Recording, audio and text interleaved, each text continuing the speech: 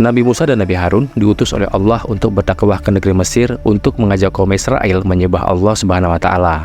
Nabi Musa dan Nabi Harun merupakan keturunan keempat dari Nabi Yakub yang tinggal di Mesir sejak Nabi Yusuf berkuasa di Mesir. Mesir pada saat itu dikuasai oleh Fir'aun.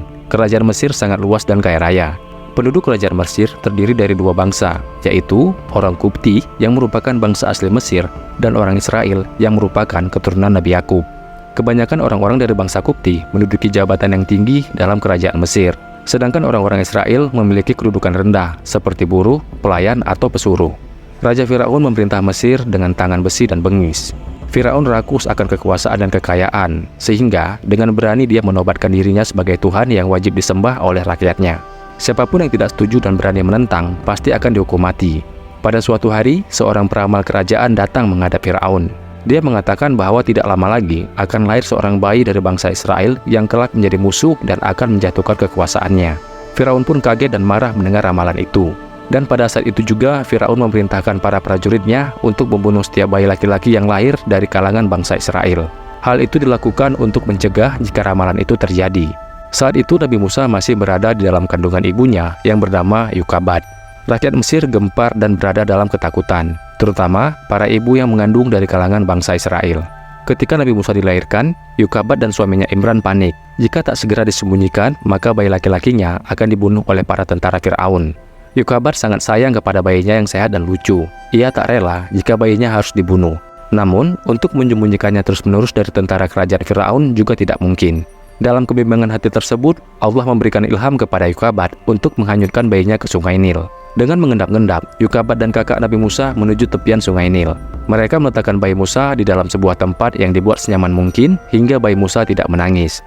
Yukabat memerintahkan kakak Nabi Musa untuk mengikuti kemana peti itu akan hanyut dan di tangan siapa bayi Musa nanti ditemukan. Ternyata, kotak itu ditemukan oleh dayang-dayang permaisuri Raja Fir'aun yang kemudian menyerahkannya kepada permaisuri Raja Fir'aun bernama Siti Asyah yang sedang berada di tepian sungai Nil. Siti Asyah yang menerima kotak itu terdiam beberapa saat. Ia mengarahkan pandangannya ke sekitar sungai Nil untuk mencari tahu siapakah yang menghanyutkan bayi itu. Namun, dia tidak menemukan seorang pun di sana. Siti Asyah kemudian memutuskan untuk membawa bayi Musa ke istana. Dia akan merawatnya dengan sepenuh hati. Kakak Nabi Musa yang mengikuti adiknya kemudian kembali pada Yukabat dan memberitahukan keberadaan bayi Musa. Siti Asyah yang senang melihat bayi itu ingin mengangkatnya sebagai anak. Lalu, dia mengutarakan niatnya kepada Fir'aun. Pada awalnya, Fir'aun menolak keinginan permaisurinya. Namun atas bujukan permaisurinya tersebut, akhirnya ia menyetujuinya. Siti Asyah pun senang mendengarnya. Dia segera mencari inang pengasuh untuk menyusui bayi Musa. Dari beberapa inang pengasuh yang didatangkan, tidak ada yang cocok karena bayi Musa tidak mau menyusui pada mereka. Kakak dan bayi Musa pun menawarkan Yukabat menjadi inang pengasuh. Mereka berdua pura-pura tidak mengenal bayi Musa. Karena disusui ibunya sendiri, maka bayi Musa pun mau menyusu. Bayi Musa diserahkan kepada Yukabat hingga masa menyusuinya selesai. Setelah usai masa menyusui, Musa kecil dikembalikan ke istana Fir'aun dan dididik layaknya anak raja lainnya. Beliau berpakaian seperti Fir'aun sehingga dikenal sebagai Pangeran Musa bin Fir'aun. Di istana Fir'aun, Musa kecil tumbuh dewasa. Meskipun hidup di istana Fir'aun, watak dan perilaku Musa berbeda dengan Fir'aun. Allah Subhanahu wa Ta'ala menjaga Musa dan menganugerahi Musa sifat yang mulia. Pada suatu hari, Musa berjalan-jalan ke kota. Beliau melihat orang Qibti dan orang Israel sedang berkelahi. Karena melihat keadaan yang tidak seimbang, Musa membela orang Qibti. Orang Qibti tidak mau diajak berdamai, hingga Musa menjadi marah. Akhirnya orang itu langsung dipukul. Sekali pukul, orang itu meninggal. Musa pun akhirnya dilaporkan pada Fir'aun yang langsung memerintahkan prajuritnya untuk menangkap Musa. Musa melarikan diri ke negeri Madian dengan berjalan kaki. Selama perjalanan, Musa menyesali perbuatannya yang telah membunuh orang. Beliau bertobat dan memohon ampunan kepada Allah. Dan Allah pun mengabulkan doa dan memberikan Musa ampunan. Suatu ketika di perjalanan, karena merasa lelah dan lapar, Musa beristirahat di bawah pohon. Tak jauh dari tempat beliau beristirahat, terlihat dua orang perempuan sedang berebut untuk mendapatkan air dengan sekelompok pria kasar. Musa yang merasa kasihan dengan dua orang perempuan itu, kemudian datang dan menolongnya. Para laki-laki kasar yang tidak terima kedatangan Musa sengaja melakukan perlawanan. Akan tetapi mereka dapat dikalahkan oleh Musa. Kedua perempuan yang telah ditolong oleh Musa akhirnya kembali ke rumah mereka dan melaporkan kejadian itu kepada ayah mereka, yaitu Nabi Syuaib. Nabi Syuaib kemudian memerintahkan kedua anak gadisnya untuk mengundang Musa ke rumah mereka. Musa pun memenuhi undangan Nabi Syuaib. Nabi Syuaib sangat senang dengan kedatangan Musa karena sikapnya yang sopan menunjukkan bahwa Musa adalah seorang berpendidikan dan bangsawan. Musa kemudian menceritakan semua peristiwa yang membuatnya kabur meninggalkan Mesir. Nabi Syuaib yang merasa iba menyarankan Musa untuk tinggal bersama keluarganya.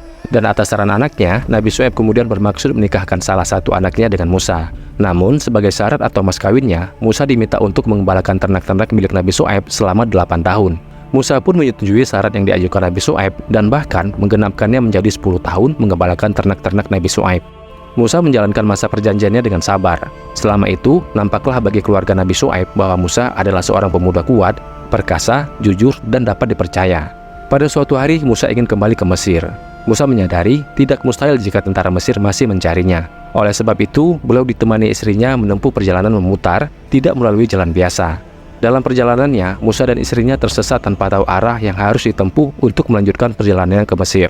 Di saat itulah Musa melihat api yang memancarkan sinar sangat terang di atas sebuah bukit. Musa meminta istrinya menunggu karena beliau akan mengambil api itu untuk menerangi perjalanan mereka. Musa kemudian berjalan ke atas bukit mendekati api yang menyala pada sebuah pohon. Setelah mendekat, tiba-tiba terdengar sebuah seruan. "Wahai Musa, aku ini adalah Tuhanmu. Maka, tanggalkanlah kedua terompahmu. Sesungguhnya kamu berada di lembah yang suci, tua. Dan aku telah memilih kamu, maka dengarkanlah apa yang akan diwahyukan kepadamu. Sesungguhnya aku ini adalah Allah, tiada Tuhan selain aku. Maka sembahlah aku, dan dirikanlah sholat untuk mengingat aku." Inilah wahyu pertama yang diterima oleh Nabi Musa. Beliau telah diangkat menjadi Nabi dan Rasul. Nabi Musa diperintah Allah berangkat ke Mesir untuk berdakwah kepada Fir'aun. Pada awalnya, Nabi Musa merasa takut karena dulu pernah membunuh orang Qibti dan dicari-cari oleh tentara Mesir. Namun, setelah Allah menjanjikan perlindungan untuk beliau, maka hati Nabi Musa menjadi tentram. Nabi Musa meminta saudara Harun agar dipertemukan dengan beliau untuk menemani beliau menghadapi Fir'aun. Sebab Harun lebih fasih dalam berbicara dan berdebat. Allah mengabulkan permintaan Nabi Musa. Harun yang saat itu masih berada di Mesir digerakkan hatinya oleh Allah untuk berjalan menemui Nabi Musa. Akhirnya mereka berdua berangkat menemui Raja Fir'aun. Dengan cara yang rumit dan protokoler, akhirnya Nabi Musa dan Harun berhasil menemui Fir'aun. Fir'aun yang tidak lagi mengenali beliau, lagi meminta Nabi Musa untuk mengenalkan diri mereka. Nabi Musa pun berkata, "Kami Musa dan Harun adalah pesuruh Allah. Kami diutus kepadamu agar kau membebaskan bangsa Israel dari perbudakan dan penindasanmu, dan menyerahkannya kepada kami agar mereka menyembah kepada Allah dengan leluasa dan menghindari siksaanmu." Fir'aun yang terkejut lalu menyebut Nabi Musa sebagai orang yang tidak tahu diri, karena beliau pernah diasuh dan dibesarkan di istana, kini berbalik menentang Fir'aun. Nabi Musa menjelaskan kembali maksud kedatangannya bertemu Fir'aun, yaitu untuk mengajak Fir'aun dan kaumnya menyembah Allah dan meninggalkan kejaliman serta penindasan terhadap bangsa Israel. Mendengar hal itu, Fir'aun masih tetap menolak ajakan Nabi Musa dan Harun. Fir'aun masih menyombongkan dirinya bahwa hanya dialah yang patut disembah dan dipuja. Perdebatan terjadi antara Nabi Musa dan Fir'aun. Fir'aun tidak dapat menolak hujah dan alasan Nabi Musa untuk diwakili Harun. Pada akhirnya, Fir'aun pun mengancam akan memasukkan Nabi Musa dan Harun ke dalam penjara. Dan Fir'aun lalu menantang Nabi Musa untuk mengadu kesaktian dengan para ahli sihir di seluruh kerajaan Mesir. Nabi Musa pun menyanggupi tantangan itu. Pada hari yang telah ditentukan, berkumpullah para ahli sihir di seluruh penjuru Mesir dengan disaksikan oleh rakyat Mesir. Nabi Musa mempersilahkan para ahli sihir Mesir menampilkan kebolehannya terlebih dahulu. Mereka semua melemparkan tali dan tongkat ke lantai yang kemudian berubah menjadi ratusan ekor ular. Fir'aun yang melihat hal tersebut tertawa bangga. Demikian juga rakyat Mesir yang terkagum-kagum dengan hal tersebut. Berikutnya Nabi Musa dengan tenang melemparkan tongkat yang dipegangnya ke lantai. Tongkat itu kemudian berubah menjadi seekor ular yang sangat besar yang kemudian memakan ratusan ular kecil jelmaan tali dan tongkat para ahli sihir Mesir hingga habis. Melihat hal tersebut, para ahli sihir Mesir terkejut dan menyadari bahwa apa yang dilakukan Nabi Musa bukanlah sihir seperti yang mereka lakukan. Para ahli sihir itu pun sadar dan kemudian beruntun menyatakan diri, bertobat dan menjadi pengikut ajaran Nabi Musa. Fir'aun yang melihat hal itu menjadi murka dan mengancam akan menyiksa para ahli sihir Mesir yang telah bertobat. Sejak saat itu, pengikut Nabi Musa semakin bertambah banyak jumlahnya hingga membuat Fir'aun semakin murka. Banyak pengikut Nabi Musa yang disiksa agar menjadi kafir dan mengikuti perintah Fir'aun. Nabi Musa yang melihat kekejaman Fir'aun kepada pengikutnya kemudian berdoa kepada Allah agar menimpakan azab kepada Fir'aun dan para pengikutnya.